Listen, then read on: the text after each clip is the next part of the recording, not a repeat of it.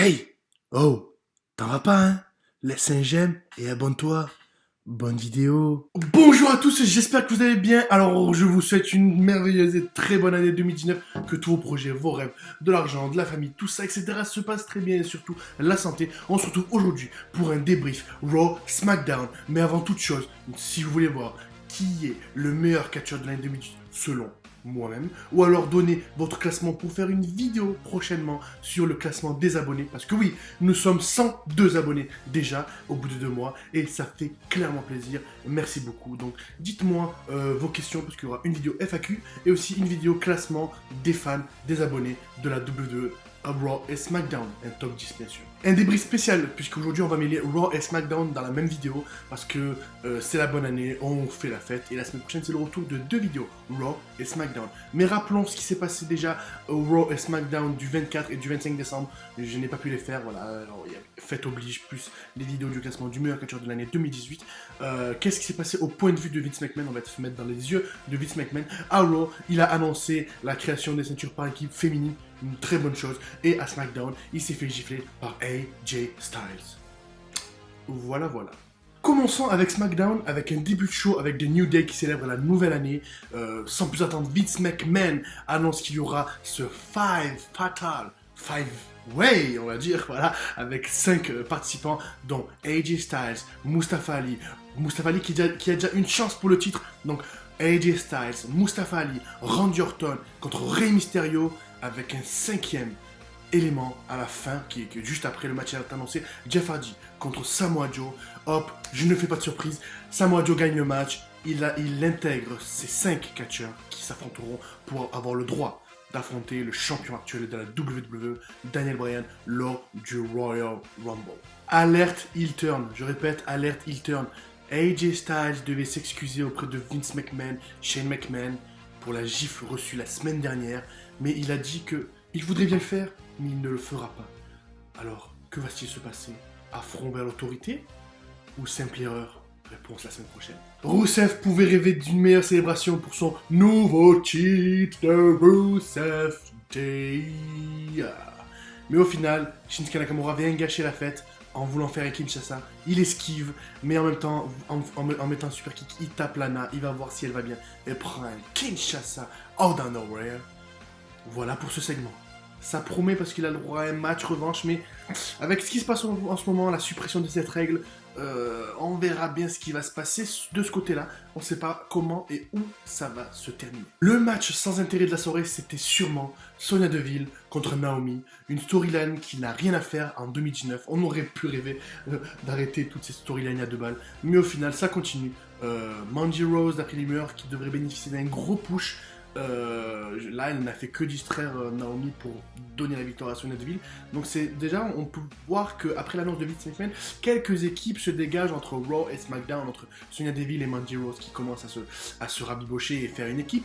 Après, il y a de Iconics, n'oublions pas du côté de SmackDown. On en parlera après du côté de Raw. Quand le visage de la WWE rencontre The Man, John Cena, qui a fait son speech, qui a dit qu'il voulait profiter de sa nouvelle vie de célibataire, qui vit plus en Chine, voilà, en tant qu'acteur, mais il a dit que sûrement une superstar allait venir lui gâcher en lui disant que ça allait être une superstar wannabe, voilà, une sorte de superstar en devenir, en le critiquant, mais il s'attendait pas à ce que ce soit The Man, Becky Lynch, ancienne championne de SmackDown, qui allait simplement la critiquer, puis, surprise, Andrade, Cien Almas et Zelina Vega viennent faire leur apparition, puis Shane McMahon annonce qu'il y aura un match, Mixed Match Challenge, contre, voilà, exactement, John Cena et Becky Lynch contre Cien Almas et Zelina Vega.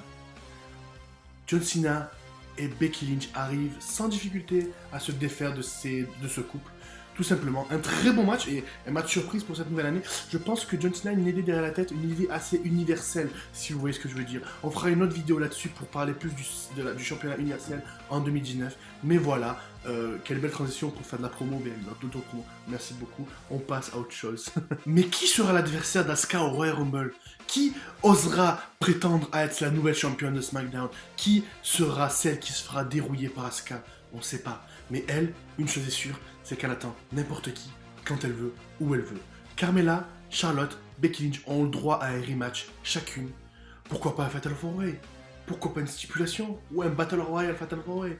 Royal Rumble oblige, par-dessus la troisième corde. Et le main event de la soirée, AJ Styles vs Rey Mysterio vs Randy Orton vs Samoa Joe. Et la jeune pousse de SmackDown, Mustafa Ali, la surprise qui devait être cantonnée à rester à 205 Live, et là, à demander sa part du gâteau, à faire partie des main eventers, à bénéficier d'un push extraordinaire. Et malheureusement, celui qui gagne à la fin, c'est toujours AJ Styles, avec son 450 splash, avec son spring, voilà, son phenomenal forearm. Il gagne sur Samoa Joe et bat Randy Orton.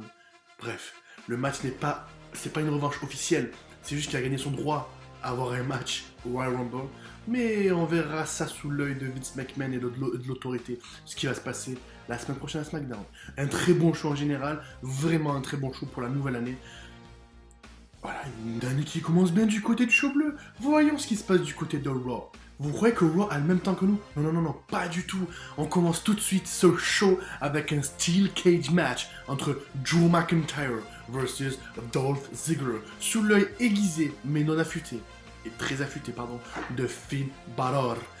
Très simple, Drew McIntyre a fait une seule bouchée de Dolph Ziggler, qui à la fin se prend un Claymore, 1, 2, 3, puis Dolph Ziggler en demandait prend deux autres Claymore, et se fait fracasser à coups de chaise.